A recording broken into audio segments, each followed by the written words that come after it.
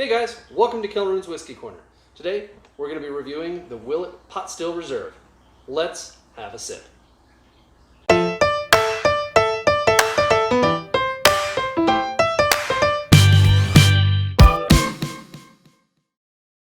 Okay, so, honestly, I always saw this bottle and thought I'd give it a whirl. And that pours really well.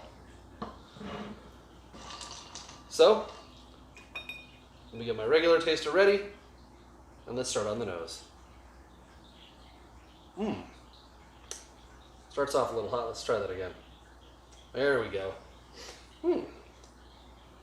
Like some vanilla and like banana notes. Reminds me of a pie, actually. Well, that's not bad.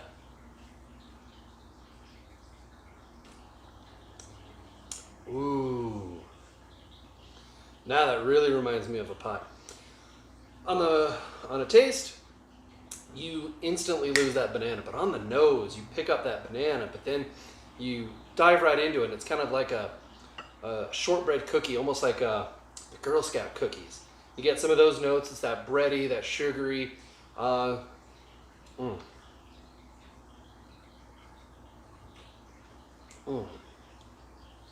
It's kind of like a caramelized sugar, like almost, yeah.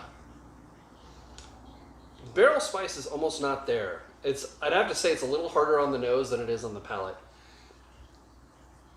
From the nose to the taste, that vanilla note goes from this pack punch to kind of like softer around the edges, revealing everything else underneath. Well, that's not bad. Now, I always like, my personal way of drinking whiskey is 2 or 3 ice cubes in the whiskey. This guy not being totally over the top for the proof, I only went with 2 cubes today. Right away, you'll see they're kind of melted.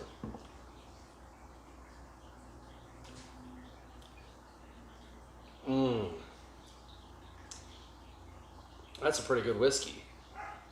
It's not perfectly smooth, but it's like, you can tell it's right at the point of just about being perfectly ready.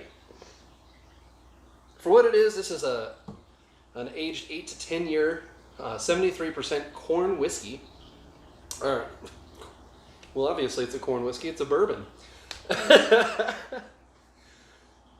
But I've tasted other things that are 10 years old, and you're just like, whoop, put it back in the barrel. I'd have to describe this as being just right on that edge of perfection. Depending on the barrel pick, maybe a different bottle might be just a touch smoother, which I'd have to say an absolutely great whiskey. Don't forget, how you like to drink your whiskey is up to you. Whether you like it neat, a couple of cubes, on the rocks, or with water. Every one of those does change up the flavor. Now, my last 2 reviews, I did do a Colorado whiskey, so I decided to go with a straight Kentucky bourbon this time. This guy always intrigued me because it was in the shape of a pot still. And so often these days are you finding column stills, and you go to some of the big distilleries like Jack Daniel's, and they've got 4 column stills that are 7 stories tall. When you get up to the property, you don't even notice it. You just see these giant stills. And you're just like, is that where the whiskey's made? You don't go all the way up to the 7th floor. You go up to the 4th floor and you work your way down through the distillery. But this is a much different distilling process. I think it changes up the flavor. It kind of gives it more of that robust taste instead of that. Sometimes you get that thinned out taste with a column still is what I've experienced. With this guy, I got it for $70. I feel like for $70 on a 8 to 10 year whiskey, this is an absolute short list. If you're going for something a little less expensive, and maybe you do, I've seen this guy go for anywhere between $50 to $80, depending on where you buy it. If this was $10 less, I'd absolutely say get it now. Go for it. But I'm going to say shortlist it. It's not easy to find. Some have it out on the shelf, some have it in the cabinet. It's a fine whiskey. So guys, thanks for coming to join me. If you have any questions or want to see me review any other whiskeys, or just tell me that my reviewing needs some work, please. I'd love to see those comments and any help you can offer. Folks, don't forget to like, comment, and subscribe. And we'll see you in the next one.